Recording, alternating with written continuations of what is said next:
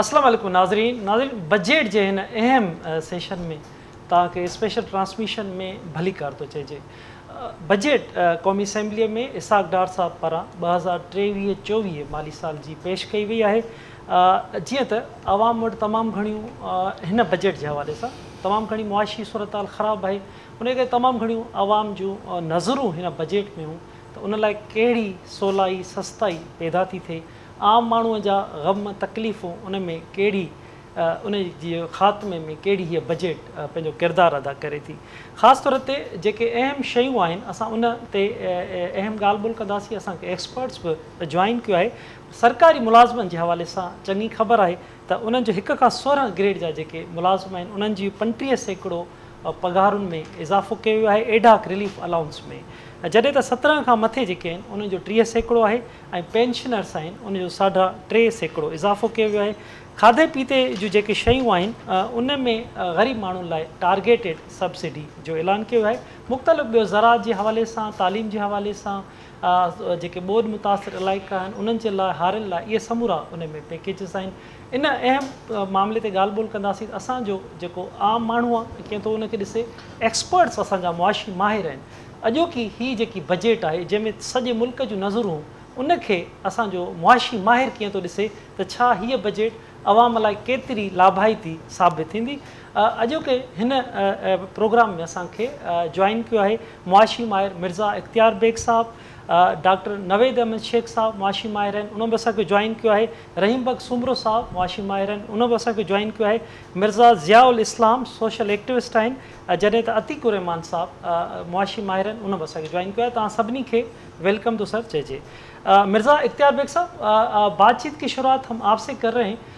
Bag साहब, क्या देख रहे हैं आज की जो बजट है, सारे मुल्क की नज़रें इस बजट पे थी, आप इस बजट को, इसहाक़ डार साहब की स्पीच को कैसे देख रहे हैं? क्या इस बजट से जो लोगों के गम थे, तकलीफ़ थी, परेशानियां थी, मुआशी हालात थे, उसमें कितनी बेहतरी आ सकेगी?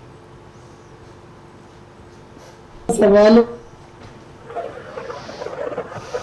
मुआशी हालात में बेहतरी, ये बजट की जो कारकर्दगी है किसी शोबे में भी देख लें, चाहे ज़राअत के शोबे में देख लें, चाहे आप सनत के शोबे में देख लें, चाहे सर्विस सेक्टर के शोबे में देख लें, सब में न हदायत हासिल हो सके न कारकर्दगी हासिल ये कोई कर सका है। और जिसकी वजह से जो इकनॉमिक इंडिकेटर्स हैं, अफरात आप देखें हाईएस्ट लेवल पर खड़ा हुआ है 50 सालों की महंगाई जिसको आप कहते हैं। मैं एक चीज पे बात करूंगा जो हिम्मत करके इस हुकूमत ने रिलीफ दिया है आवाम को, और वो है गवर्नमेंट मुलाजमीन की तनख्वाहों और पेंशन में इजाफे का। देखिए, हमें उम्मीद थी कि हम सोच रहे थे 10 से 15% मैक्सिमम होगा, लेकिन इन्होंने तनख्वाहों में इजाफा 1 से 16 ग्रेड तक 30% और 35% और 16 से 22 जो है 17 से 22 को 30% दिया, और पेंशन में इन्होंने 17.5% का इंक्रीज किया है जो क्यूमुलेटिव इफेक्ट देता है। बहुत बड़ी बात है, लेकिन इसके साथ जो चीज जुड़ी हुई है वो मैं आपको बताना चाहता हूँ। ये फंड्स जो तकरीबन 800 अरब रुपए बनते हैं कहाँ से आएंगे, यही IMF ने भी पूछा था, ये औरों ने भी पूछा है। तो ये पेट्रोलियम डेवलपमेंट रिबेट है जो पेट्रोलियम मसनूआत के इम्पोर्ट के ऊपर ये लगाते हैं। इन्होंने 50 रुपए फी लीटर लगाया था, उसको बढ़ा के 60 रुपए फी लीटर जो है ये कर रहे हैं, और 10 रुपए फी लीटर बढ़ाने से तकरीबन 800 रुपए इनके इजाफी जनरेट होंगे जो पेंशन और तनख्वाहों की मद में आप देंगे। मेरा सवाल यहाँ पे ये है कि एक चीज की आप पेट्रोलियम डेवलपमेंट लीवर बढ़ा रहे हैं तो पेट्रोलियम मसनूआत की कीमतें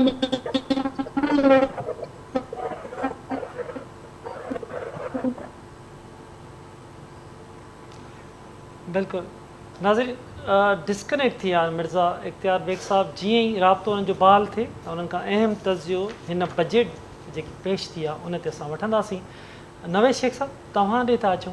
तव्हां ही समूरी इसहाक़ डार साहब जी तक़रीर ॿुधी आहे, कीअं था तव्हां हिन खे मुआशी माहिर आहियो, कीअं इन जो छेद था कढो त छा जेके अवाम जूं उमेदूं हुयूं, माण्हुनि जूं नज़रूं हुयूं, त हिन बजट में उन्हनि लाइ तमामु घणो रिलीफ साम्हूं ईंदो, तमामु घणी महांगाई हुई।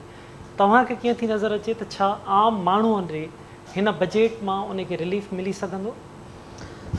महिरबानी असलम साहब, तव्हांजी ॻाल्हि बिल्कुलु सही आहे। गुज़िरियल 4 सालनि खां जेतिरो पाकिस्तान जे अवाम भोॻियो आहे, पेट्रोल जी क़ीमतुनि जे हवाले सां, बिजलीअ जी क़ीमतुनि जे हवाले सां, या ज़रई जेके जिन्सूं आहिनि, खाधे पीते जूं शयूं आहिनि, एडिबल ऑयल आहे, भाॼियूं आहिनि, गोश्त आहिनि, उन हवाले सां जेतिरो अवाम भोॻियो आहे त उन्हनि जूं उमेदूं मतिलबु बजा आहिनि।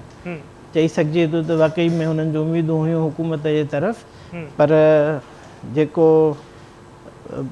बजट पेश कई वई आहे त मां मुहतात अंदाज़े जे हिसाब सां इहो चवां थो त इहा को एॾो वॾो रिलीफ अवाम खे कोन ॾींदी।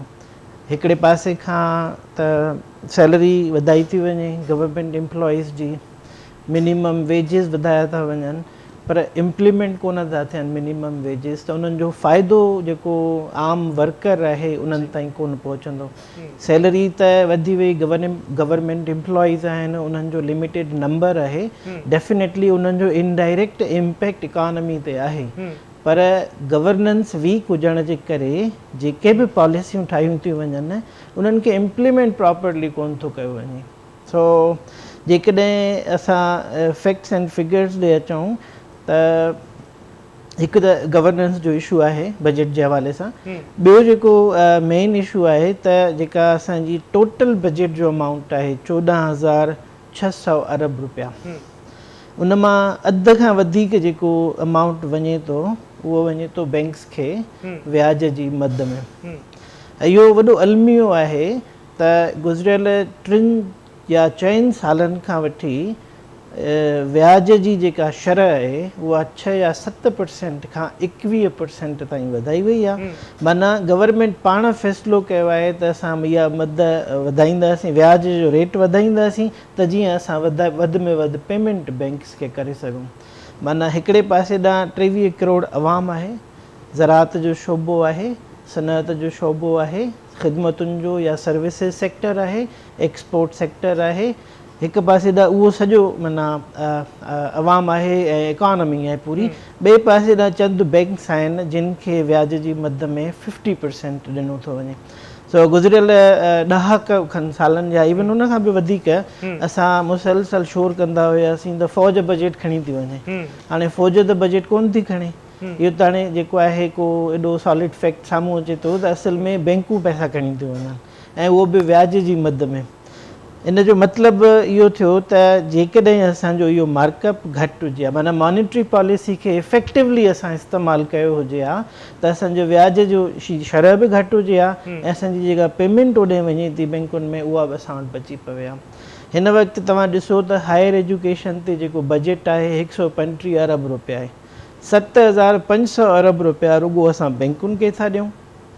तालीम जे शोबे में जॾहिं त असांजो टारगेट आहे innovation economy, knowledge economy, industrial base, ऐं असां उन्हनि ते इम्प्लीमेंट था कयूं, केतिरा पैसा था लॻायूं, 135 अरब रुपया।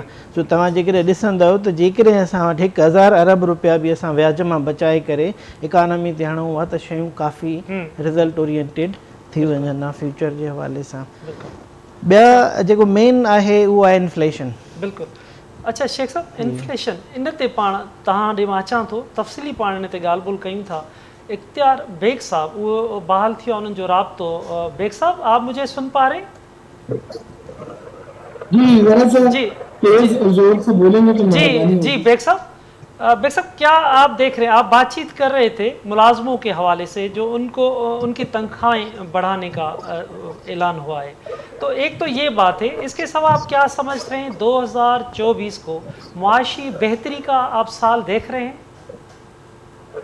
नहीं, मैं इतना ज़्यादा ऑप्टिमिस्टिक नहीं हूँ जी। और माशरी बेहतरी होती है जब long term consistent road map पे चल के मुल्क बेहतरी की तरफ जाए। हमने अपने ज़राअत के शोबे को दोबारा रिवाइव करना है, जिसको नज़रअंदाज कर दिया है, जो हमारी स्ट्रेंथ है। उसके साथ साथ मैन्युफैक्चरिंग सेक्टर हमारा बंद होता जा रहा है, उसको रिवाइव करना है। ये 2 सेक्टर हैं। हमारी स्ट्रेंथ है पाकिस्तान की, ज़रूरी सनती पाकिस्तान, बाबा कौम ने भी यही नारा लगाया था, इनको हमने नज़रअंदाज करा। तो पहली चीज़ तो यह है कि इन दो सेक्टर को रिवाइव करना है हमने। फिर ये जो हमने अपने इम्पोर्ट्स में फर्नेस ऑयल, LNG और LPG 20 बिलियन डॉलर मंगा के पूरे अपने रिजर्व खत्म कर दिए, मतवादी को ओनाई पे जाना है, इम्पोर्टेड फ्यूल को खैरबाद कहना है। और फिर हमने एग्रीकल्चर सेक्टर में जब रिवाइव करेंगे तो हमें खुद कफील होना है खाने पीने की अशिया में, उसमें ग्रेन्स में, आप फलें हैं, आप सब्जियां हैं, फ्रूट्स हैं, चाय, ये सब चीजें आप इंपोर्ट कर रहे हैं, ये एक्सपोर्ट करते थे। और फिर इंपोर्ट करके 300 रुपए के डॉलर में गरीब को सस्ता कैसे दे सकते हैं आप? लिहाजा आपको इंडिजीनियस यानी लोकल हमारी जो पैदावार ज़राअत की होती थी उसको दोबारा जाना होगा। और हमने वो फसलें जो हमारी ताज होती थी, कॉटन की फसल है, गन्ने की फसल है, चावल की फसल है, गेहूं की फसल है, दालों की फसल है, इनको दोबारा आपने उनकी वो पैदावार यकीनी बनानी है जिसमें हम खुद कफील भी हो सके और एक्सपोर्ट भी हो सके। तो हमने बहुत बड़ी चीज़ें जो हम गलत डायरेक्शन पे हम निकल गए हैं, सर्विस सेक्टर को हमने माँ बाप मान लिया, हर चीज़ इंपोर्ट करके हम लोकल मार्केट में अप्लाई कर देते हैं, ट्रेडिंग स्टेट बन गया। ट्रेडिंग स्टेट हमारी स्ट्रेंथ है ही नहीं, हमें वो डॉलर ही नहीं है, कैसे हम कब तक इंपोर्ट करते जाएंगे? वही हुआ, ड्रेन आउट हो गए। हम ज़रूरी सनती पाकिस्तान हमें बनना होगा, हमें IT के शोबे को मजबूत करना होगा, डिजिटलाइजेशन को आपको मजबूत करना होगा, जिसमें हमारी स्ट्रेंथ है, जिसमें हमारी यूथ है, जिसमें नो हाउ है हमारी। एक तो ये चीज़ है। दूसरी चीज़ ये है कि हमने जो दवाई दी है अफराद दर को कंट्रोल करने के लिए, मार्कअप बढ़ा के 21% स्टेट बैंक का हो गया है और बैंकों के लैंडिंग रेट 24% हो गए हैं। इससे अफराद दर तो कम नहीं हुआ, अफराद दर तो वही 30% पे पहुंचा हुआ है। इससे सनतें बंद हो रही हैं क्योंकि माली लागत में बर्दाश्त नहीं कर सकते। तो ये मेडिसिन काम नहीं कर रही, न मार्केट बढ़ाने से अफराद दर कम हुआ है, न ग्रोथ बढ़ी है, बल्कि कम हुई। लिहाजा ये फैसलों को रिव्यू करना होगा कि ग्रेजुअली हमने दोबारा अफोर्डेबल मार्केट की तरफ जाना होगा ताकि सनत सर्वाइव कर सके। ये बहुत ही जरूरी है। और उसके बाद हम IMF के लिए कुछ कहें, लेकिन मेरा माशत के एक स्टूडेंट की हैसियत से ये स्ट्रॉन्ग रिकमेंडेशन है कि IMF का प्रोग्राम जल्द अज जल्द बहाल करना होगा। IMF की जो 2-3 शराइत रह गई है उनको भी पूरा करना होगा और उनको ज़मीनी बजट, कुछ मेन बजट में उनकी शर्त है, जम करके इसे फाइनेंस बिल की शक्ल में अप्रूव कराना है, पार्लियामेंट से वो भी कराना है। IMF से एग्रीमेंट हो जाता है, हमारे सब दरवाजे दूसरे फंड्स के खुल जाएंगे जो आज बंद है, वर्ल्ड बैंक के, एशियन डेवलपमेंट बैंक के, इंफ्रास्ट्रक्चर तो 5 से 6 बिलियन डॉलर की हमारी लाइन ऑफ क्रेडिट अप्रूव है, लेकिन डिसबर्स इसलिए नहीं हो रही है कि IMF का एग्रीमेंट अभी तक हमने नहीं साइन किया, IMF का प्रोग्राम बहाल नहीं किया।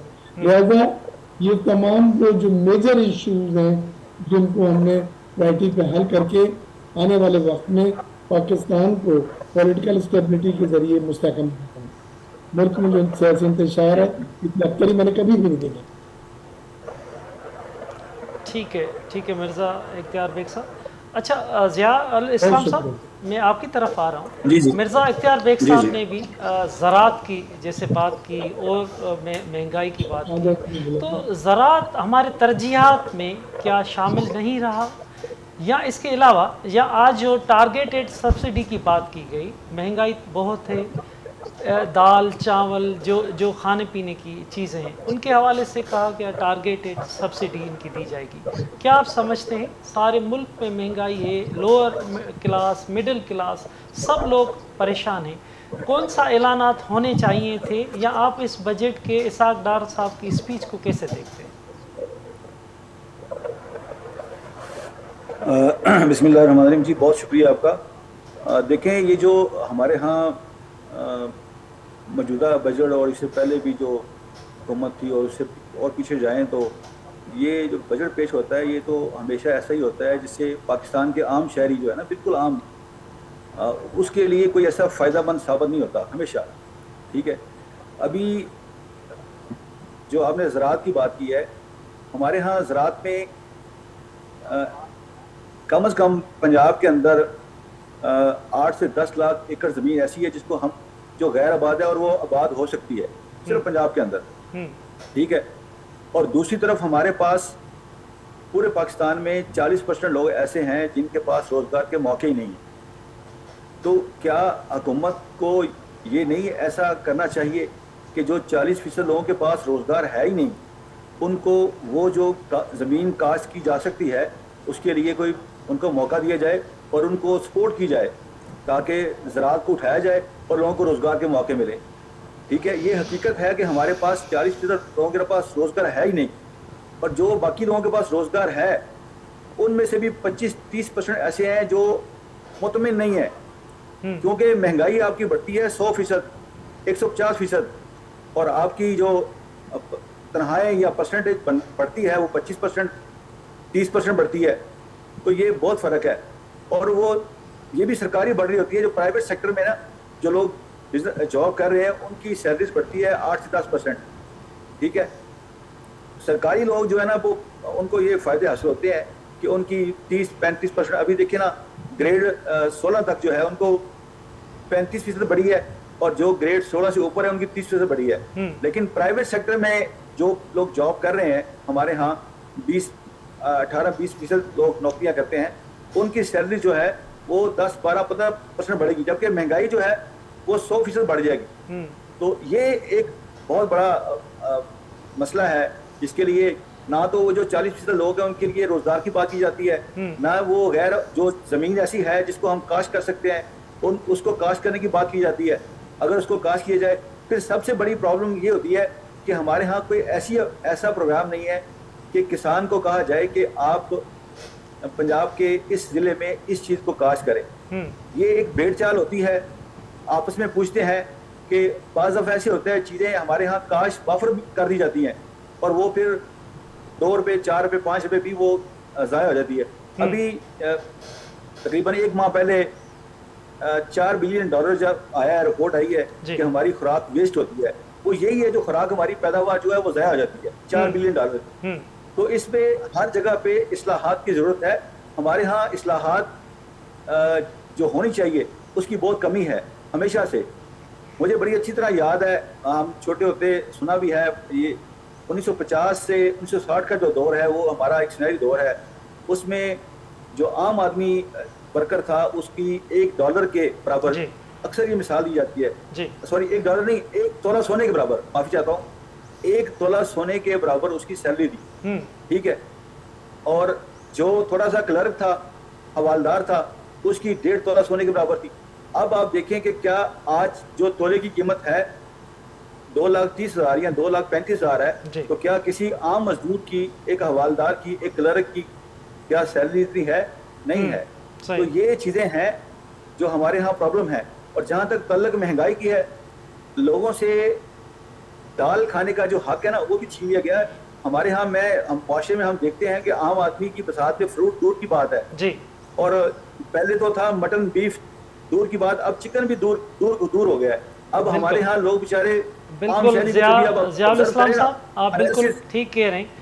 आप ही की बात को हम कंटिन्यू कर रहे हैं। डॉक्टर रहीम बख्श सुमरो साहब मुआशी एक्सपर्ट्स हैं, वो भी हमारे साथ मौजूद है। डॉक्टर रहीम बख्श साहब, ज़ियाउल इस्लाम साहब खाधे पीते जी शयुनि जी ॻाल्हि करे थो, दाल खाइण बि माण्हूअ लाइ परेशान हाणे नथो खाई सघे।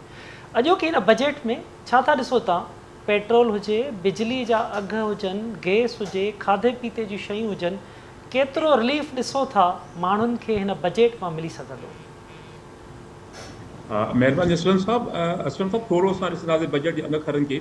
जेका बजट ॿुधाई वई आहे उहो 14.7 ट्रिलियन आहे, लेकिन इन में असां जेको बजट त जेको माना तव्हांजा अख़राजात ऐं तव्हांजे रेवेन्यू जो ॿिन्ही जो हूंदो आहे, त हाणे तो अख़राजात तव्हांजा 14.7 ट्रिलियन थी विया। हाणे इन रेवेन्यू तव्हां कीअं हासिलु कंदा? उहो तक़रीबन असां वटि जेको नॉन टैक्स रेवेन्यू आहे उहो 2800 बिलियन आहे, उन खां पोइ जेको बक़ाया जेको आहे उहो असांजो जेके असां टैक्सिस मां वठंदासीं इन हवाले खां ॾिसंदासीं त असां वटि टैक्सिस जा 2 क़िस्म आहिनि। हिकिड़ो डायरेक्ट टैक्स आहे जेका तक़रीबन 3759 जेके असांजा अरब आहिनि उहे असांजा डायरेक्ट टैक्स मां ईंदा ऐं इनडायरेक्ट टैक्स 5411 जेके उहे जेके अरब आहिनि उहे इनडायरेक्ट टैक्सिस मां ईंदा। जॾहिं ॻाल्हि कजे इनडायरेक्ट टैक्स उहो आहे जेको अल्टीमेटली माना आख़िरकार वञी करे जेको आम माण्हू खे जेको आहे उहो अदा करिणो पवंदो आहे। जेका बि तव्हां टैक्स शइ वठो था उनमें हर शइ में इनडायरेक्ट टैक्स आहे माफ़ कजो। इन हवाले खां जॾहिं तव्हां जो तमामु वॾो जेको 60-70% जेको तव्हां पंहिंजो रेवेन्यू वठंदव माण्हुनि खां उहो इनडायरेक्ट टैक्स जी मदद वठंदव त ज़ाहिर आहे इहो बि हिकिड़ो महांगाई जो सबबु बणिबो।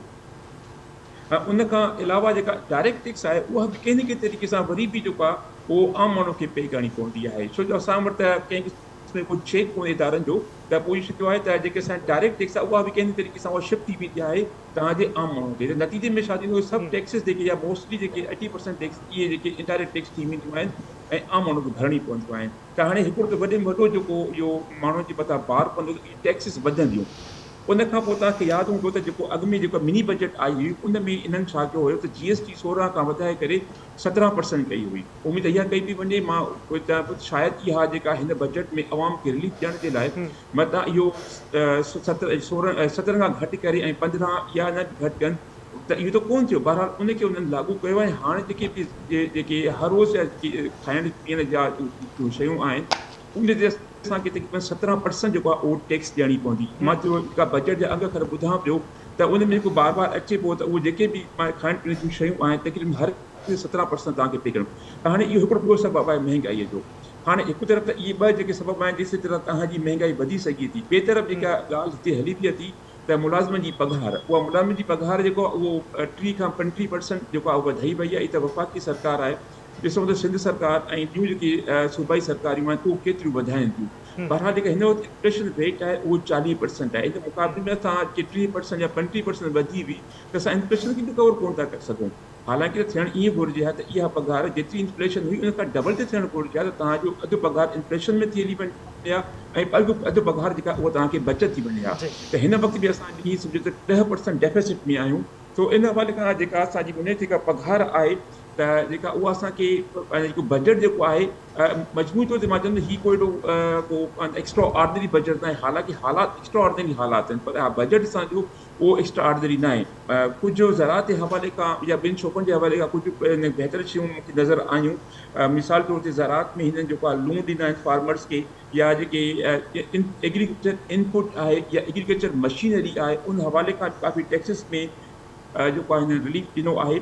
पर मसइलो इहो आहे त हिन वक़्तु असां 10 बिलियन डॉलर जा जेके ज़री शयूं असां ॿाहिरों घुरायूं था। हालांकि असां ख़ुदि क्लेम था कयूं त असां को ज़री मुल्क आहियूं पर उन हूंदे बि 10 बिलियन डॉलर जेको आहे त असांखे ज़रात ते तमामु घणो फोकस करिणो पवंदो।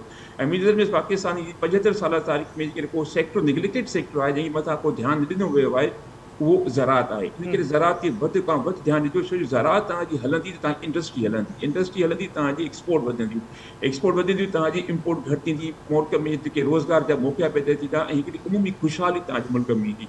इहो सभु जेको बेस थो करे उहो तव्हांजी ज़रात थी करे थो। त मुंहिंजी नज़र में जेको बजट आहे को ख़ासि कोन में अवाम खे रिलीफ कोन आहे। जेके कुझु शयूं मां तव्हांखे मुख़्तसर ॿुधायूं इन मां ज़ाहिर आहे त इहो रहंदो रिलीफ हिते रहंदो इहो माण्हुनि जे मथां अञा वधीक भार जेको आहे बजट पेश कंदो। ठीकु आहे रहीम बख़ साहब। अच्छा डॉक्टर नवेद अहमद शेख साहब तव्हां सां ॻाल्हि ॿोल पे हली तव्हां इन्फ्लेशन जी ॻाल्हि पे कई। इन सां गॾोगॾु IMF जे हवाले सां मां तव्हां खां मालूम कंदुमि त इसाक डार साहब चयो त उन समूरा जेके शर्तूं आहिनि उहे बि असां मुकमल हुननि जूं पूरियूं करे चुका आहियूं। तव्हांखे मुआहिदो थींदे नज़र अचे थो? हिकु दफ़ो जेकॾहिं बजट खे ॾिसूं जी त बजट में हिकिड़े पासे ॾांहुं गवर्नमेंट दावाऊं थी करे ऐं ॿिए पासे ॾांहुं उन्हनि खे इम्प्लीमेंट करण जो जेको प्रोसीजर आहे उनखे जॾहिं ॾिसूं था त इहे ॿई शयूं मैच नथियूं करनि। मतिलबु दावा थी कई वञे त इन्फ्लेशन खे असां कंट्रोल करे 21% ते आणींदासीं जेका हिन वक़्तु 40% आहे। ॿिए पासे ॾांहुं न इलेक्ट्रिसिटी जे टैरिफ जी ॻाल्हि थी कई वञे त उनखे घटायो वेंदो। नई वरी पेट्रोल बल्कि पेट्रोल ते अञा 10 रुपया जेको आहे पर लीटर लेवी लॻाई वई आहे। माना जेका IMF जी कंडीशन हुई उहा इहा हुई त असांखे जेका लेवी आहे पेट्रोल जी पर लीटर उहा तक़रीबन 53 रुपया ॾियणी आहे, माना वठणी आहे, कलेक्ट कंदी गवर्नमेंट। पर गवर्नमेंट अञा शाह खां बि वधीक शाह जी वफ़ादार जी हैसियत 70 रुपया अञा वधीक जेको आहे अमाउंट लॻाए करे ऐं लेवी मुक़ररु कई आहे 10 रुपया। सो इन मां लॻे थो त गवर्नमेंट जा इंटेंशन्स आहिनि IMF जे स्ट्रक्चरल एडजस्टमेंट प्रोग्राम सां मैच करण जा, पर वीक ऐं बैड गवर्नेंस जे करे कुझु शयूं मुमकिन आहे रहिजी वञनि। सो इंट्रेस्ट रेट त IMF जे प्लान जे हिसाब सां वधायो वियो, कुझु अंदरूनी प्रेशर उन जे करे वधायो वियो ऐं टारगेट इहो रखियो वियो त इन्फ्लेशन खे कंट्रोल कयो वेंदो थ्रू इंक्रीज़िंग इंट्रेस्ट रेट, पर उहो असां वटि थींदे नज़र कोन आयो।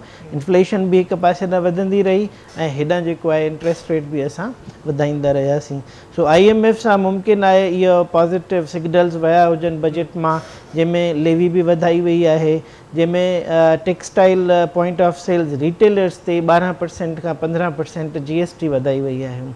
उनखां पोइ जेकॾहिं तव्हां ॾिसंदव त जेका हेल्थ ते ख़र्च आहे उन में का ख़ातिर ख़्वाह इज़ाफ़ो कोन कयो वियो आहे जेका ज़रूरत हुजणु घुरिजे। पॉवर्टी जे हिसाब सां जेका असां वटि ग्राउंड रियलिटी आहे पोस्ट फ्लड रिजीम्स में, पोस्ट फ्लड जॾहिं असां ॾिसूं था टाइम त उन में इहा जेका पॉवर्टी रिडन एरियाज़ आहिनि, जेके सभिनी खां वधीक अफेक्टेड एरियाज़ हुआ, उन्हनि जे लाइ कोई स्पेशल रिलीफ कोन ॾिनो वियो आहे। उहो स्पेशल रिलीफ जेकॾहिं ॾिनो वञे त पोइ असां चई सघूं था त ठीकु आहे, बजट जो ट्रिकल डाउन इम्पैक्ट जेको आहे उहो आम माण्हू ते बि पॉज़िटिव वे में असरु कंदो। IMF सां मुआइदो हिन वक़्तु थियल आहे, इवन प्राइम मिनिस्टर पाण इंट्रस्टेड आहे इन शइ में। अॼु जी उन जी तक़रीर में उन इहा बि ॻाल्हि कई त स्टाफ लेवल जो मुआइदो अञा न थी सघियो आहे। माना इन में ईअं सम्झो त IMF गैर ज़रूरी तौर ते पाकिस्तानी गवर्नमेंट ते प्रेशर डेवलप करे रही आहे, जॾहिं त गुज़िरियल 6-8 महीननि खां हर हिकु कंडीशन जेको आहे गवर्नमेंट फुलफिल करण जी कोशिशि कंदी रही आहे। सो ॾिसजे, हाणे कुझु चई नथो सघिजे, हतमी राय नथी ॾेई सघिजे त IMF सां मुआइदो कंप्लीट थी वेंदो, स्टाफ लेवल एग्रीमेंट थी वेंदो या न थी वेंदो, पर गवर्नमेंट इन में सिंसियर लॻे थी। बिल्कुलु डॉक्टर साहब, पाण ॻाल्हि ॿोल जारी रखूं था, तालीम जे हवाले सां बि ॻाल्हि ॿोल कयूं था, ग़ुरबत जे ख़ात्मे जे हवाले सां बि ॻाल्हि ॿोल कयूं था, त अॼोकी बजट में आम माण्हूअ खे केतिरो रिलीफ रखियो वियो आहे। असांखे जॉइन कयो आहे डॉक्टर अयूब महर साहब, पाण मुआशी माहिर आहिनि। डॉक्टर अयूब साहब, वेलकम करते हैं आपको। डॉक्टर साहब, आप सुन पा रहे हैं डॉक्टर अयूब साहब? जी जी, मैं थैंक यू, बहुत शुक्रिया जी, मैं सुन पा रहा हूँ आपको। आज की आपने बजट स्पीच इसाक डार साहब की सुनी होगी, लोगों के बहुत सारे तवक्कात थी, उम्मीदें थी, आप क्या समझते हैं मुआशी बेहतरी आने वाली है, ये समझे हम? नहीं असलम साहब, नहीं, अनफॉर्चुनेटली मैं इससे तो एग्री नहीं करूँगा, मुआशी बेहतरी आने वाली है। मैं दो चीज़ें अर्ज करना चाहूँगा इस मौके पे। पहली बात ये कि जो बजट होता है, जब इसको एनालाइज किया जाए या बजट पे कोई कमेंट्स हम कर रहे हैं, तो बेसिकली हमें जो बजट डॉक्यूमेंट्स हैं, यानी वो 6 डॉक्यूमेंट्स होते हैं जिनमें बजट होता है, बजट इन ब्रीफ है, एक्सप्लेनेटरी मेमोरेंडम है, डिमांड फॉर ग्रांट्स है, वो जो असेंबली में जिन पर डिबेट होती है वो 6 डॉक्यूमेंट्स हैं। वो पढ़ने के बाद उस पर कमेंट्स करें, एनालिसिस करें। मैं क्योंकि वो एक्चुअल डॉक्यूमेंट्स देख चुका हूँ, तो वो उस पर बेस होने चाहिए। जो बजट स्पीच होती है ना, जो मिनिस्टर साहब स्पीच देते हैं बजट की, या प्रेस कॉन्फ्रेंस करते हैं, या मिनिस्ट्री ऑफ फाइनेंस जो बजट के सेलिएंट फ्यूचर जो है पब्लिश करके डिस्ट्रीब्यूट करती है, उस पर उसकी बेस पे एनालिसिस ना किया जाए, क्योंकि वो तो स्पीच में तो जाहिर है, स्पीच में तो एक ट्रेडिशन है, वो तो अंडरस्टूड है कि स्पीच में हम अच्छी बातें बताएंगे ना कि ये चीजें ले रहे हैं, उसको अपने अंदाज में बताया जाएगा। लेकिन बजट को एक्चुअल एनालिसिस करना हो तो एक्चुअल डॉक्यूमेंट्स को पढ़ना होगा।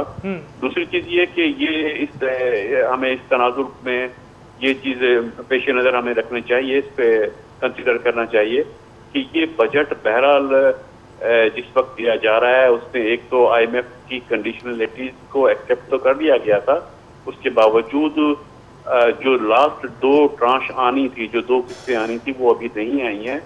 नए एग्रीमेंट की बात नहीं कर रहा मैं, जो पुराने एग्रीमेंट में 2 किस्तें आनी थी वो भी अभी नहीं आई हैं।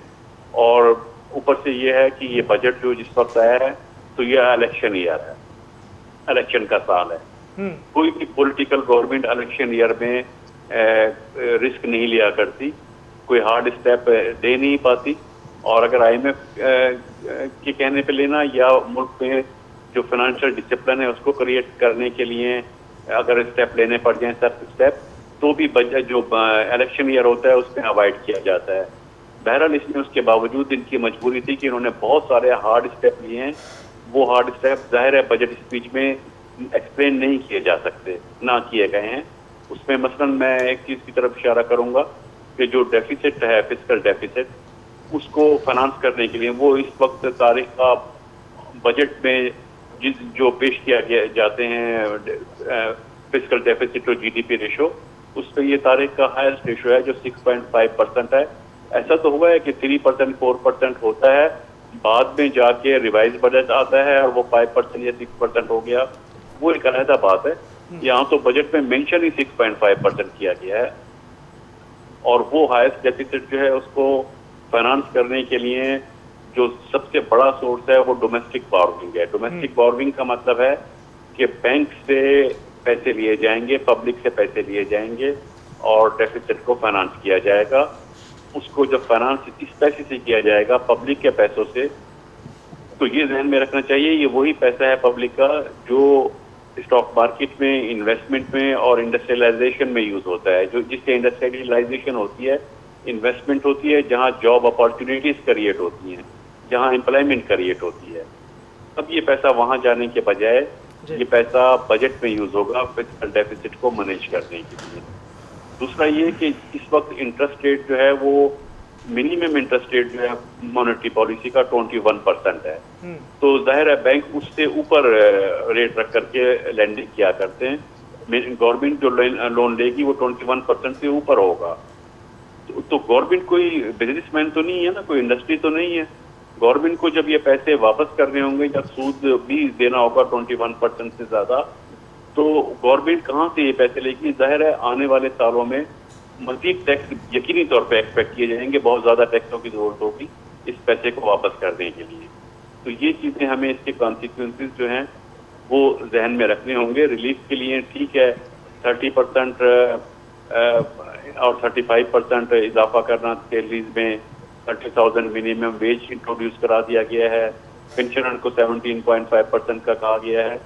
ठीक है, इस सख्त तरीन हालात में इतने ही मय्यर लिए जा सकते थे, लेकिन हमें दूसरी चीज़ें ध्यान में रखनी होंगी। इन्फ्लेशन रेट को देखना होगा, टैक्सेस किन चीज़ों पे लग रहे हैं, उन टैक्सेस का क्या इम्पैक्ट आएगा वो देखना होगा। और सबसे बड़ी जो मैंने अभी बात की है, जो डेफिसिट होगा उसको किस सोर्स से पूरा किया जा रहा है, वो एक बहुत आने वाले दौर में नुकसानदेह है। अच्छा, अपना डॉक्टर साहब क्या समझते हैं महंगाई के हवाले से, जो आपने बातचीत की, आम लोग जो हैं महंगाई और बढ़ेगी? ये तो खुद बता दिया, बजट स्पीच में ही बता दिया। ये पॉइंट तो ऐसा है कि बजट में अपनी स्पीच में ही सरकार साहब ने मेंशन किया कि हम आने वाले साल में 21% रेट ऑफ इन्फ्लेशन एक्सपेक्ट कर रहे हैं। ये वो है जो वो खुद कह रहे हैं कि 21% इन्फ्लेशन होगा, ये वो कह रहे हैं। इससे ज्यादा क्या होता है वो तो बात की बात है, लेकिन इतना तो होगा, इन्होंने खुद एडमिट किया है। और बैनुल अक़वामी तनाजुर में मैं इंटरनेशनल कॉन्टेक्स्ट में ये बात बता दूं कि पाकिस्तान और रशिया इस वक्त दो मुल्क हैं ऐसे जहां रेट ऑफ इन्फ्लेशन जो है वो डबल डिजिट में है, यानी 10 से ज्यादा है। बाकी जगह इन्फ्लेशन हम कह रहे हैं ना कि ग्लोबल इन्फ्लेशन है, पूरी दुनिया में महंगाई बढ़ रही है, यकीनन बढ़ रही है, सही है, पूरी दुनिया में महंगाई बढ़ रही है, लेकिन रेट ऑफ इन्फ्लेशन जो है वो सिंगल डिजिट में है। रशिया और पाकिस्तान में डबल डिजिट में है, रशिया में भी डबल डिजिट में है लेकिन 20% से कम है। वो एक वॉर कंट्री है, जो वॉर चल रही है वहाँ पे। तो इस हिसाब से देखा जाए तो पूरी वर्ल्ड में सबसे ज्यादा जो रेट ऑफ इन्फ्लेशन है वो पाकिस्तान में है। और आज बजट स्पीच में खुद बता दिया गया है कि आने वाले साल में 21% इन्फ्लेशन होगा, यानी महंगाई बढ़ेगी। तो ये तो वो है जो मिनिस्ट्री में बताया गया है। आने वाले दौर में कितना बढ़ता है ये देखना होगा। इसमें देखिए एक चीज़ है, जब हम बात करते हैं ना इन्फ्लेशन की, जीडीपी ग्रोथ की, पर कैपिटा इनकम की, या एक्सपोर्ट और इंपोर्ट बढ़ाने की, या इन्वेस्टमेंट की, ये इकोनॉमिक इंडिकेटर हैं, लेकिन ये बजट का डायरेक्ट हिस्सा नहीं होते। बजट में तो है कि पैसे कहाँ से आ रहे हैं, टैक्स से कितने पैसे आ रहे हैं, नॉन टैक्स कितने आ रहे हैं, एक्सपेंडिचर किन किस चीज़ों पे हो रहा है। ये जो है import, export, investment, GDP growth, ये उन बजट में जो स्टेप लिए जा रहे हैं उनके कॉन्सिक्वेंसेस के तौर पे होते हैं, उनके नतीजे के तौर पे ये होते हैं। तो ये अगर तकरीर में बताई जाए कि हम इतना पर कैपिटा इनकम ले जाएंगे, ग्रोथ इतनी हो जाएगी, इन्वेस्टमेंट इतनी हो जाएगी, तो फिर वो मैकेनिज्म बताना होगा कि किस तरह हो जाएगी ये। और आपने जो बजट के स्टेप लिए हैं उनसे इनका किस तरह क्या रिलेशन बन रहा है, किस तरह से ये चीज़ें हम अचीव कर पाएंगे। बिल्कुल ठीक डॉक्टर अयूब महर साहब। अच्छा, ज़ियाउल इस्लाम साहब, डॉक्टर अयूब महर साहब की आप बातचीत सुन रहे थे, उनका कहना है जो नज़र भी आ रहा है बजट स्पीच में कि महंगाई बढ़ेगी। अगर महंगाई बढ़ती है तो क्या सोसाइटी के क्या आप तस्वीर देख रहे हैं, या इस बजट में जो बेरोज़गार हैं उनके लिए आप क्या रिलीफ आपको नज़र आ रहा है कि उनके लिए क्या पैकेजेस होंगे, या आपको इस बजट में कौन कौन सी ऐसी चीज़ें नज़र आईं जो आवाम के लिए कुछ बेहतर है? देखिए जी, जो लोग अब बेरोज़गार हैं उनके लिए तो हमारे यहाँ हुकूमत, मौजूदा हुकूमत की भी और जो पहली हुकूमत थी उनकी भी कोई ऐसी पॉलिसी है ही नहीं रोज़गार देने की। वो तो बस ऐसा ही है कि उनका कोई पुरसाने हाल नहीं है और वो किस कर्ब से उनकी ज़िंदगी गुजर रही है। वो कभी आम ये जो लोग हैं हमारे ईवानों में बैठे हुए, कभी उन आम लोगों के पास जाएं तो सही ना, उनको महसूस तो करें, उनकी कैफियत तो देखें कि वो किन हालात से गुजर रहे हैं। ठीक है, और वो तो मतलब पहली बात तो ये कि उनके पास अपने रहने के लिए घर नहीं होता। ठीक है, वो कभी किसी की घर के 4 लोग हैं तो कभी कोई रेहड़ी लगाता है, कभी कोई मजदूरी मिल जाती है, कभी कोई नहीं मिलती, ये आलम है उनका। और मिल जाती है तो वो अपने घर उनकी हांडी बन जाती है, खाना खा लेते हैं, ये आलम है। तो ये बहुत बड़ा हमारे यहाँ प्रॉब्लम है हमारे यहाँ। तो इसकी वजह यही है कि हुकूमत की कोई ऐसी पॉलिसी है ही नहीं। जो हमारे यहाँ एक्सपर्ट्स बैठे होते हैं वो ना इस पर सोचते हैं और ना ही कुछ करते हैं। ठीक है, ये बहुत बड़ा गैप है ये। ठीक है, वो जो लोग हैं वो दिन ब दिन नीचे ही जा रहे हैं। ठीक है, और जो सरमायादार हैं, अभी जो कुछ रिलीफ मिला है वो सरमायादार को मिला है, मैक्सिमम सरमायादार को मिला है, आम आदमी को तो कुछ भी नहीं मिला। और महंगाई अगर बढ़ेगी तो उनको और मुश्किलात पैदा होंगी यकीनन। और जिससे हमारे यहाँ खुदा न खास्ता जराइम जो है ना वो बढ़ते हैं। आजकल आपने देखा है कि हम खुद महसूस करते हैं, बाहर निकलते हैं रोड पे तो इवन कि उनको पता होता है, जो हालात से तंग आए होते हैं कि इनके पास और कुछ नहीं तो 4-5 हज़ार रुपया होगा और मोबाइल तो होगा, तो छोटे छोटे ये जो वारदातें होती हैं वो फिर परवाह नहीं करते कि हमने इस बंदे को ये छीनना जब्ती करनी है और इसकी नुकसान क्या बचाना क्या नहीं। ये हमारे यहाँ सिस्टम बहुत ख़राब है। देखिए, हमारे पास वसाइल हैं। अभी कुछ दिन पहले सागदार साहब ने भी कहा था कि $1 ट्रिलियन में हमारे पास सोर्स हैं। अब उन्होंने कहाँ से कहा है, इसके लिए मैं आम शहरी हूँ और हम आपको इसकी निशानदेही कर सकते हैं कि $1 ट्रिलियन के वसाइल हैं हमारे मुल्क में, लेकिन उनको इस्तेमाल करने के लिए ये जाते ही नहीं वहाँ पे। अगर या तो ये है ये जानते नहीं, और अगर जानते हैं तो ये करना नहीं चाहते। ठीक है, IMF से जान छुड़ाना तो कोई मुश्किल चीज़ ही नहीं है। IMF को ये जान छुड़ाना चाहें। हमारे यहाँ जो जहाँ तक तल्लक महंगाई का है ना, आपकी तमाम जो ऐसी मसनूआत हैं जो हमारे पाकिस्तान की लोकल काश्त की जाने वाली चीज़ें और जो लोकल इंडस्ट्री है, इसके ऊपर 40% महंगाई मसनूई है। बिल्कुल। और आपकी 40% महंगाई जो है वो टोटल 6 से 8 माह में ख़त्म हो सकती है। टोटल 6 से 8 माह। अच्छा। तमाम अशिया के अंदर जी, अगर ये करना चाहे। इसके लिए मैं आम शहरी हूँ, हमारे कुछ दोस्त हैं, हम रिसर्च करते रहते हैं। हम अक्सर मुख्तलिफ जगह पे इनको पेशकश करते हैं, सोशल मीडिया पे पोस्ट लगाते हैं, वीडियोस डालते हैं, इवन के मुख्तलिफ जो इनकी कॉन्फ्रेंस होती है वहाँ जाते हैं। तो हम कहते हैं कि 40% तक महंगाई जो है, 40 कुछ अशिया में 50% जो है महंगाई आपकी 6 माह में ठीक हो सकती है। और जब आप 6 माह में आप महंगाई देखिए, चेक एंड बैलेंस नहीं है ना, कोई पूछने वाला नहीं है। अभी हमारे यहाँ पेट्रोल बढ़ता है तो तमाम चीजें बढ़ जाती हैं, अगर कहीं पेट्रोल कम होता है तो हमारे यहाँ चीजें कम नहीं होती। हाँ बिल्कुल, आप ठीक कह रहे हैं। रमजान गुजरने के बाद सिर्फ पेट्रोल कम होता है तो चीजें कम नहीं होती, उनके रेट्स वही हाई होते हैं। अच्छा, नवेश शेख साहब, तव्हां ॾींदुमि त हीअ जेके तरक़ियाती बजट जेको इसाक डार साहब पे ॿुधायो त वफ़ाक़ी तरक़ियाती प्रोग्राम लाइ 1150 अरब आहे त सूबनि लाइ 1559 अरब आहिनि। हुनजो चवणो हो त हीअ सूबनि खे वधीक असां ॾिनो आहे त जीअं सूबनि में कमु थिए। हिकु त तरक़ियाती उन जे हवाले सां ॿुधाईंदव त त उन सां केतिरी बहितरी अची सघे थी। ॿियो तालीम जे हवाले सां बि ऐलानात थिया, तजवीज़ूं हेठि आयूं, मुख़्तलिफ़ शोबनि जी ॻाल्हि ॿोल कई। तव्हां इन खे कीअं था ॾिसो? असल में कंहिं बि सोसाइटी जो जेको करंगी जो हॾो असां चऊं उहो हूंदो आहे welfare oriented programmes. Welfare oriented programmes जो मतिलबु इहो हूंदो आहे त जेका लिविंग स्टाइल आहे माण्हुनि जो जेके मुल्क में रहनि था उन लिविंग स्टाइल खे इम्प्रूव कजे, माना लिविंग स्टैंडर्ड वधे, जंहिंमें रोड रस्ता अची वेंदा, सैनिटेशन अची वेंदी, हेल्थ प्रोजेक्ट्स अची वेंदा, कम्युनिकेशन ऐं ट्रांसपोर्टेशन अची वेंदी, म्यूनसिपैलिटीज़ जो जेको फंड्स आहिनि उहे इम्प्रूव थींदा। उन सां गॾु गॾु तव्हांजा जेके आहिनि सूबनि जा ॿिया प्रोजेक्ट्स आहिनि, स्पोर्ट्स रिलेटेड प्रोजेक्ट्स आहिनि, या पॉवर्टी रिडन जेके एरियाज़ हूंदा आहिनि उन्हनि जे लाइ ख़ासि प्रोग्राम हूंदा आहिनि। त इन सभु सॼे हवाले सां जेकॾहिं असां ॾिसूं त BISP हिकिड़ो कैश सपोर्ट प्रोग्राम आहे, मतिलबु इमीडिएटली ग़रीब माण्हुनि खे कुझु पैसा हथ में ॾिना वेंदा आहिनि त जीअं हू कुझु ख़र्चु करे सघनि ऐं महांगाई जे हिन दौर में पंहिंजो कुझु सर्वाइवल जो बंदोबस्तु करे सघनि। पर सुवालु इहो आहे त इहे शॉर्ट टर्म प्रोग्राम हूंदा आहिनि, इहे परमानेंट बेसिस ते न हलाईंदा आहिनि। गुज़िरियल 8-10 सालनि खां BISP जो प्रोग्राम, एहसास प्रोग्राम ऐं चैरिटी बेस्ड ॿिया प्रोग्राम जेके गवर्नमेंट PSDP जे मद में करे थी, त मुंहिंजो न ई ख़्यालु त इन सां का इकोनॉमिक वैल्यू एडिशन थी थिए, बल्कि इन सां जेको मिनिमम स्टैंडर्ड आहे माण्हुनि जो ख़र्चु करण वारो तरीक़ो आहे उहो सिर्फ़ु कंटिन्यू थो रहे, मुसलसल मतिलबु साॻे ई लेवल ते रहे थो। पर जेको इकोनॉमिक ग्रोथ में या इकॉनमी में जेको हिकिड़े वर्कर जो, हिकिड़े आम माण्हूअ जो, हिकिड़े आम घराणे जो कॉन्ट्रीब्यूशन हुजणु घुरिजे उहो कोन थो थिए।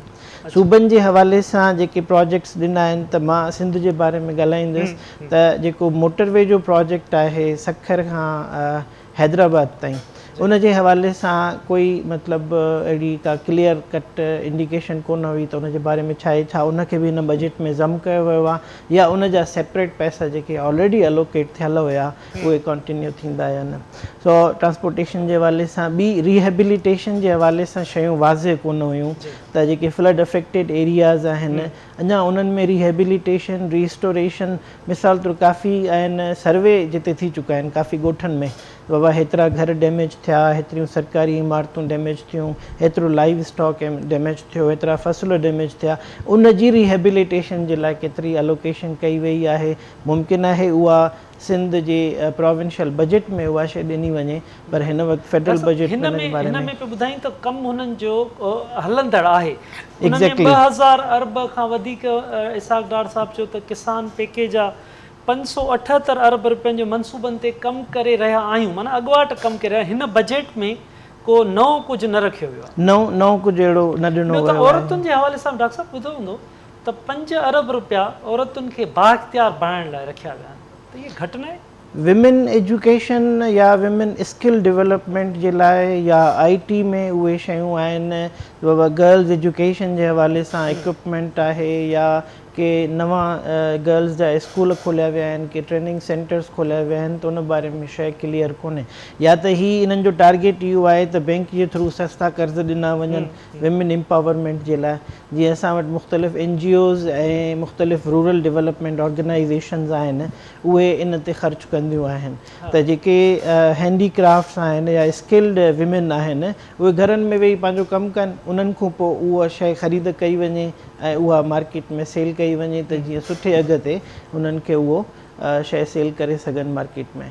त 5 अरब रुपया पूरे पाकिस्तान जी अधु पॉपुलेशन आहे विमेन, तमामु घटि आहे।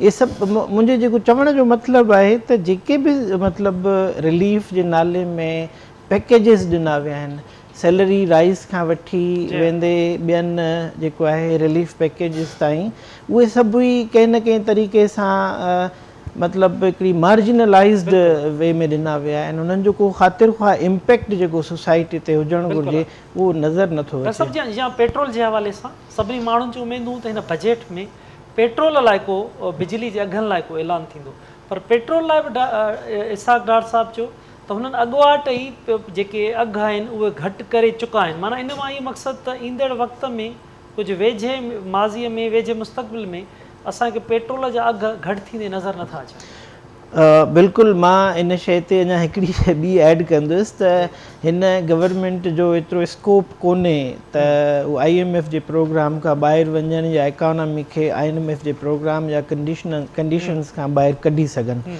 पोएं दफ़े शायदि 6-8 महीना पहिरियां जी ॻाल्हि आहे जॾहिं हिकिड़ो प्लान ठाहियो वियो हुयो त जेका नंढियूं गाॾियूं आहिनि ऐं मोटर साइकिल वारा आहिनि उन्हनि खे 100 रुपीज़ जी पर लीटर जी सब्सिडी ॾिनी वञे। माना जेको आम मार्केट जो रेट जेकॾहिं 260 रुपया आहे त नंढी गाॾी ऐं बाइक वारे खे उहो ई पेट्रोल 160 रुपया पर लीटर ॾिनो वञे।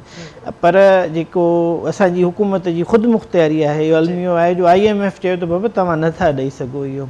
साॻे ई तरीक़े सां हिन वक़्तु हिन बजट में पेट्रोल जी प्राइस ते काई बि जेको आहे रिलीफ कोन्हे बल्कि अञा 10 रुपया वधाया विया आहिनि।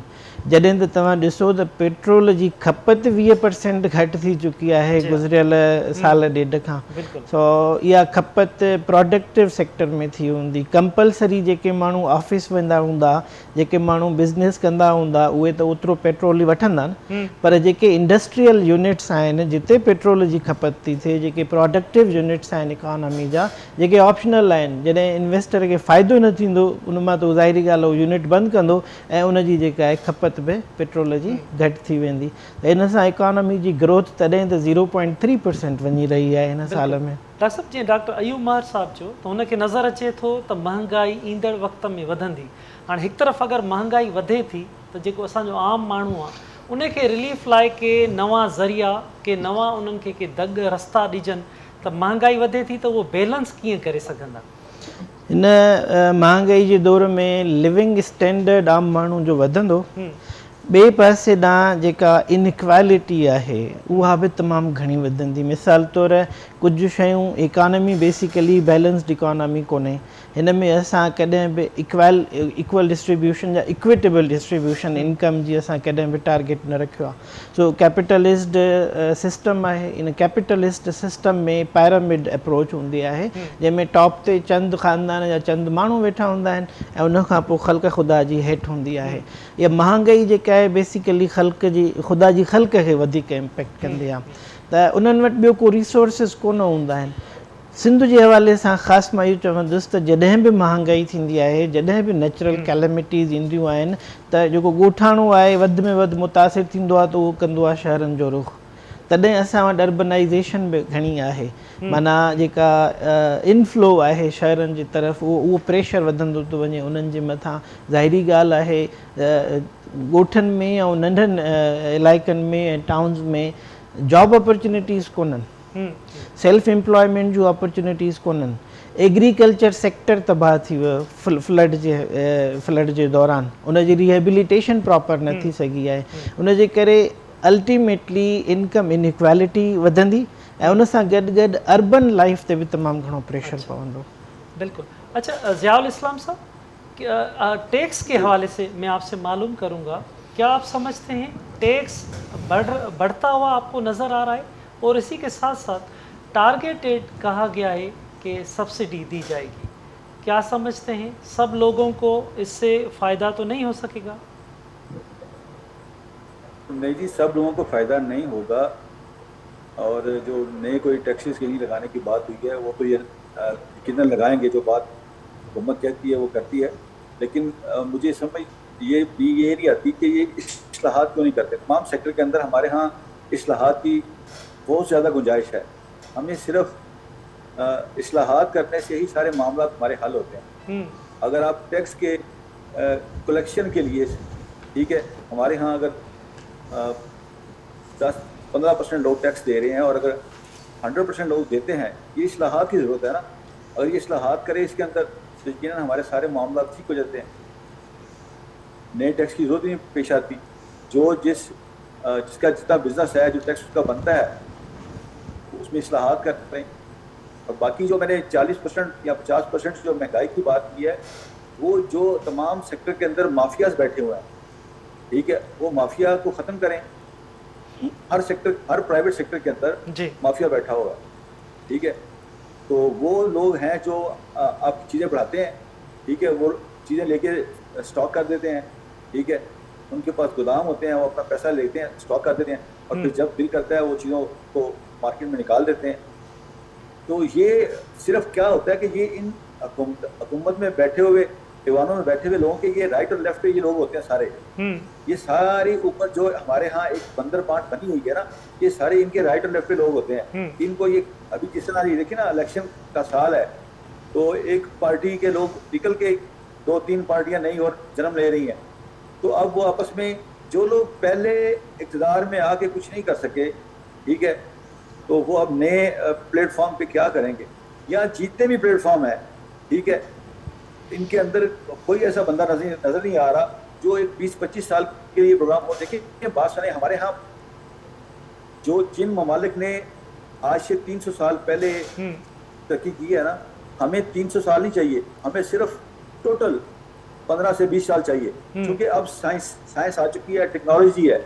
आज से 300 साल पहले टेक्नोलॉजी नहीं थी दुनिया में, हमें सिर्फ 20-25 साल चाहिए, जिससे पाकिस्तान एक पूरा एक म्यार हो उसका, कि हमने शहरों को इस तरह डिज़ाइन करना है, इंडस्ट्री को इस तरह लेके जाना है, एग्रीकल्चर में ये इस्लाहात करनी है, माफियाज को इस तरह दबाना है, और ये 4, 5, 7, 10 चीज़ें हैं करने वाली, इनको आप करते हैं तो पाकिस्तान कहाँ से कहाँ जा सकता है। और महंगाई जो आपकी यकीनन ये अल्लाह के फजल से, मैं जी 40% आपकी सिर्फ ये इसाक डार साहब की आपने बात सुनी होगी कि उन्होंने कहा कि अगले साल सनतों के ऊपर कोई भी टैक्स नहीं लगाया जाएगा। उनका कहना है कि जो आज की बजट है वो इलेक्शन बजट नहीं है, उन पर वो लोग ट्रस्ट करें, वो लोगों के लिए काम करना चाहते हैं। तो क्या वेट किया जा सकता है, उम्मीद लगाई जा सकती है? देखिए जी, आप उनकी जो बात आप कह रहे हैं और कर रहे हैं आप, मेरा नहीं ख्याल कि हमारे यहाँ जो लोग इफ्तार में होते हैं उनकी सारी बातों पे जिन्होंने इत्माद करना होता है ना, इत्माद तो वो करते हैं, लेकिन ये पूरे उतरते नहीं। आप जितने भी देखें, अभी आपको याद है कि 2 महीने पहले हमारे वज़ीर साहब ने कहा था कि छोटी जो 800 सीसी वाली कार छोटी मेहरान कोई इस्तेमाल करता है या मोटरसाइकिल इस्तेमाल करता है, उसको पेट्रोल पर रिलीफ दिया जाएगा, ठीक है। आज वो इस बात को 2-2.5 महीने हो गए हैं, 1 महीने का 6 हफ्ते का वादा लिया था, तो 3 महीने हो चुके हैं। तो इस पर तो कोई दोबारा बात भी नहीं हुई, कोई जिक्र भी नहीं हुआ। अगर उस पर आम शहरी को मिलता 60-70 रुपए का रिलीफ मिलता तो सूरत हाल बहुत बेहतर होती। लेकिन उन्होंने कहा जी हम इसके ऊपर ठीक प्लान तैयार कर रहे हैं। आप यकीन करें, हम इस्लामाबाद में यहाँ रहते हुए जैसे ही सड़क पे जाते हैं ना, अगर कहीं सड़क पे बाज़ दफ़ा ऐसा होता है कि कोई, हम कहते हैं यार फलां दोस्त पिक करेगा, हम स्टॉप पे जाते हैं तो आपके स्टॉप पे खड़े होने से 10 बाइकी आ जाते हैं। बिल्कुल, पाकिस्तान एशिया में पहला मुल्क है जिसने बाइकी पैदा कर दी। बिल्कुल, और बाइकी के ऊपर कोई बैठना कोई महफूज है ही नहीं है। बिल्कुल, जैसा आप बिल्कुल ठीक फरमा रहे हैं। नवेद अहमद शेख साहब, टाइम पाण मुख़्तसरा बैतुल माल के हवाले सां तव्हां ॿुधो हूंदो त 4 अरब रुपया सेहत के हवाले सां त ज़रूरतमंद माण्हुनि लाइ रखिया विया आहिनि। इनखे कीअं था ॾिसो तव्हां? बेसिकली बैतुल माल जो फंड ज़कात जे पैसनि ते ॿधल हूंदो आहे, ऐं जेके बेवा आहिनि, ख़ासि करे जेको चैरिटी स्पेंडिंग हूंदी आहे गवर्नमेंट जी, उहा बैतुल माल जे थ्रू डिस्ट्रिक्ट ऐं तालुका लेवल ते थींदी आहे। पैसा अलोकेट करण में काई कबाहत कान्हे, सुठो थो साउंड थिए त गवर्नमेंट पैसा अलोकेट करे छॾिया आहिनि, अंग अखर वञनि था, रोज़ वधंदा। पर जॾहिं असां गवर्नेंस ॾे वञूं था, जॾहिं असां इहो था ॾिसूं त छा इहे पैसा, जेके पैसा 4 अरब रुपया फेडरल गवर्नमेंट खां या प्रोविंशियल गवर्नमेंट खां मथां खां रिलीज़ थियनि था, त हेठि आम माण्हू जेको हक़दार आहे छा उन ताईं पहुचनि था या नथा पहुचनि। सो बैड गवर्नेंस जो इशू तमामु वॾो आहे, जेके हुकूमत जंहिं तरीक़े सां इम्प्लीमेंट करे थी, उन इम्प्लीमेंटेशन उन क्लेम करण खां अॻु में उहो इंफ्रास्ट्रक्चर डेवलप कजे। ब्यूरोक्रेटिक इंफ्रास्ट्रक्चर आहे, टॉप लेवल खां बॉटम लेवल ताईं जेका बि चेन ऑफ कमांड आहे, जंहिंजे थ्रू शयूं ट्रिकल डाउन थी मथां खां हिट पुॼनि थियूं, आम माण्हूअ वटि उहे पैसा पुॼनि था जेतिरा डेडिकेट कया विया आहिनि। त पोइ त असां चवंदासीं ठीकु आहे, governance is working, this money will be spent. बिल्कुलु शेख साहब, वरी महिरबानी डॉक्टर नवेद अहमद शेख साहब, डॉक्टर रहीम बख्श सुमरो साहब, मिर्ज़ा इख्तियार बेग साहब, मिर्ज़ा ज़ियाउल इस्लाम ऐं डॉक्टर अयूब महर साहब, तव्हां सभिनी जी महिरबानी। नाज़रीन, इंतहाई अहम ॻाल्हि ॿोल मुआशी माहिरनि जी तव्हां ॿुधी। सॼे आवाम जूं नज़रूं आहिनि त बिजली गैस पेट्रोल इन जा अघ घटिजनि हा, हिन बजट में उन्हनि खे रिलीफ मिले हा। माण्हुनि जूं उमेदूं आहिनि, सरकार जा ऐलान आहिनि, ईंदड़ वक़्त में ॾिसिजे त माण्हुनि खे केतिरो रिलीफ मिली सघे थो। हीउ जेको सिलसिलो आहे स्पेशल ट्रांसमिशन जो बजट जे हवाले सां असांजो जारी रहंदो, असां सां गॾु रहिजो।